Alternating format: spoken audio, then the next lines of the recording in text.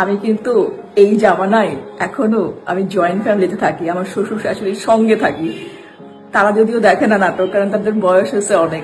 আমার শ্বশুরের বয়স 100 প্রায়, আমার শাশুড়িরও 80 কাছাকাছি। তারা আমার শ্বশুর শুধু টেলিভিশন দেখলে ওই খবরই দেখে, আর কিছু দেখে না। ভাগ্যিস দিনাপনা দেখে না, তাহলে তো খবরে ছিল যে আমার বৌমার অবস্থা এই। আমি অত খারাপ না।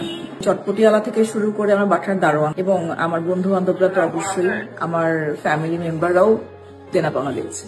শুট করে তো খুবই খুবই ভালো লাগছে, কারণ এত এত গুণী আর্টিস্ট আছে এবং টানা কাজ করছি, একসঙ্গে অনেকদিন থাকছি এবং প্রত্যেক মাসে যেহেতু শুটিং হচ্ছে, শুটিংটা শেষ হওয়ার পরপরই মনে হয় যে আবার কবে শুটিং হবে, আবার কবে সবার সঙ্গে দেখা হবে। সবাই খুব, আর আরেকটা বিষয় যেটা এখানে আমরা সবাই একসাথে বসে যখন আমরা সিনটা ব্রিফ করে, এই জায়গাটা আমার কাছে খুব ভালো লাগে। কারণ এই ব্রিফিং এর কারণেই কিনা জানি না, হয়তো দর্শকরা অনেক বেশি কানেক্ট করতে পারে বা আমরা হয়তো খুব সহজেই ওই সিনটার মধ্যে ঢুকে যাই। সেই জায়গাগুলো মনে হয় আছে, যার কারণেই আসলে দর্শকদের এত ভালো লাগছে আসলে। এর মধ্যে আমি একটা সিনেমার কাজ করলাম, যেটার নাম হচ্ছে সলতে, যেটা জহির রায়হানের। এটা হচ্ছে পলান সরকারকে নিয়ে। পলান সরকারকে তো আপনারা সবাই জানেন, যিনি বই ঘরে ঘরে মানে আলো, মানে জ্ঞানের আলো ছড়িয়ে দিয়েছেন যিনি, সেই পলান সরকারকে নিয়ে ছবিটা। আর একটা করেছি নদাই নামে একটা ছবি করেছি, সেটাও অনুদানের ছবি, বাচ্চাদেরকে নিয়ে ছবি। ওটাও খুব সুন্দর একটা গল্প।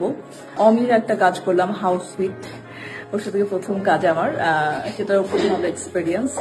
এছাড়া আরো সিরিয়াল 1 ঘন্টা ওগুলো তো হচ্ছে। এখানে দায়ী ব্যাপারটা আমি আসলে একসেপ্ট করবো না, এই কারণে এখন আসলে আমাদের সমস্ত কিছু খোলা আসলে। আমি শুধুমাত্র পাকিস্তানি সিরিয়াল কেন বলবো, আমি তো সব দেখছি। আমি নেটফ্লিক্স দেখছি, আমি সবই দেখছি আসলে। আমি অ্যামাজন দেখছি, সবই তো দেখছি। তো আমি কেন বলবো যে শুধুমাত্র ওই পাকিস্তানি সিরিয়াল দেখছে বা ইন্ডিয়ান সিরিয়াল দেখছে? Not only that. আর এই ড্রাইভার এখন ভাই, এখন আপনাকে ভালো কন্টেন্ট দিতে হবে, এর কোনো বিকল্প নাই। মানে ভালো কন্টেন্ট হলেই কিন্তু লোকজন দেখবে।